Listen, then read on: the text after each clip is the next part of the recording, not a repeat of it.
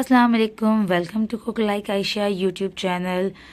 आज मैं आपको बनाना सिखा रही हूँ कंडेंस मिल्क। बहुत ही आसान और सिंपल से तरीके से हम कंडेंस मिल्क घर पे बना सकते हैं। तो बहुत सारी मेरी बहनों ने फरमाइश की थी कि आप कंडेंस मिल्क भी हमें बनाना सिखाएं, क्योंकि हम लोग ज़्यादातर आइसक्रीम में और केक्स में कंडेंस मिल्क यूज़ करते हैं। और ये पूरी देखिएगा और मेरे चैनल को सब्सक्राइब करना, वीडियो को लाइक करना मत भूलिएगा। तो चलें हम बनाते हैं कंडेंस मिल्क। तो कंडेंस मिल्क बनाने के लिए सिंपल से जो हमें इंग्रेडिएंट्स चाहिए वो नोट कर लें। 1/2 kg चाहिए हमें मिल्क, और 1/2 कप चाहिए हमें शुगर नॉर्मल जो हम यूज़ करते हैं घर में, और 1 पिंच चाहिए हमें बेकिंग सोडा, 1 पिंच चाहिए हमें सॉल्ट, और फ्यू ड्रॉप्स यूज़ करूँगी मैं वनीला एसेंस के। वनीला एसेंस जो है ऑप्शनल है, आप चाहें तो इलायची भी यूज़ कर सकते हैं। वह वनीला एसेंस इसलिए यूज़ करी क्योंकि मुझे मिल्क की खुशबू जो है पसंद नहीं है, और जाहिर सी बात है इसे हम केक्स या फिर आइसक्रीम में यूज़ करेंगे, तो इसीलिए जो है इसमें एक अच्छी सी वनीला की खुशबू आए तो अच्छा लगेगा। तो चलें हम स्टार्ट करते हैं। तो कंडेंस मिल्क बनाने के लिए एक कढ़ाई में हम दूध डालेंगे।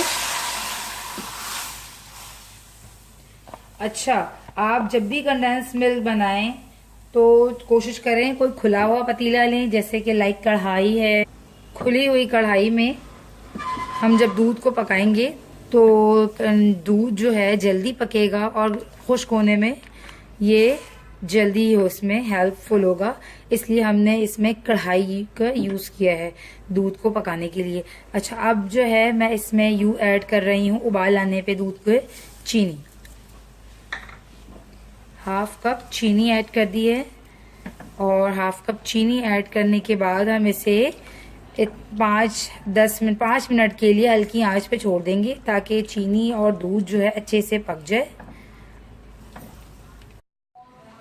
ये देखें, चीनी अच्छे से डिज़ोल्व हो चुकी है और मैंने दूध को 5 मिनट तक हल्की आंच पे अच्छे से पका लिया है। तेज़ आंच करती तो साइड से ये जलने लग जाता, तो आप तेज़ आंच नहीं, नॉर्मल आंच पे इसे पकाएं कि हमें इसमें थोड़ा सा अच्छे से सोंधी सोंधी सी इसमें खुशबू आ जाए। इस टाइम मैं इसमें ऐड करूंगी नमक और ये बेकिंग सोडा।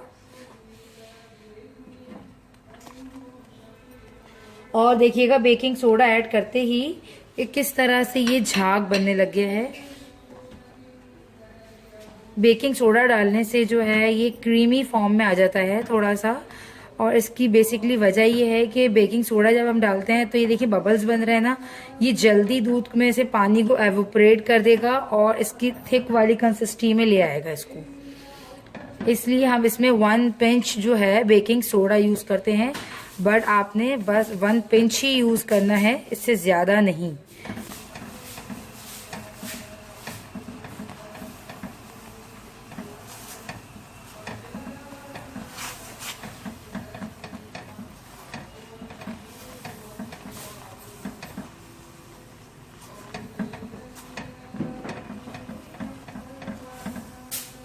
अब इस टाइम हम ऐड करेंगे वनीला एसेंस के फ्यू ड्रॉप्स।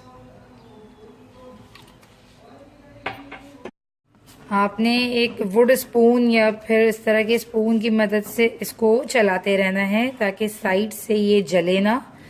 और आप देखें यहाँ पे कलर भी चेंज हो चुका है और ये थिक भी हो चुका है हल्का सा, बट हम इसे और थोड़ा सा पकाएंगे।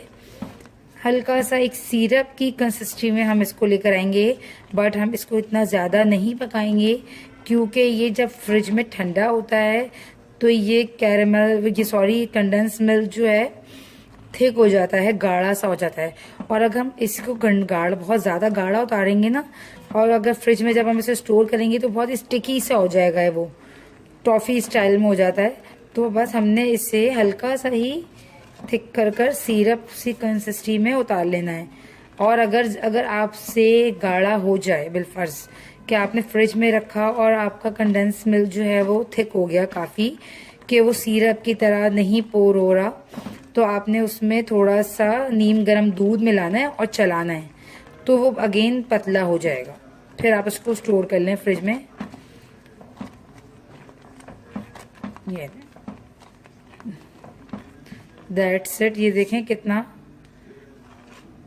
खूबसूरत इसका कलर आ चुका है और ये अगेन थिक सा भी हो चुका है। तो बस 1 मिनट और मैं पकाकर चूल्हे को कर लूँगी बंद और फिर हम इसको ठंडा करके निकालेंगे।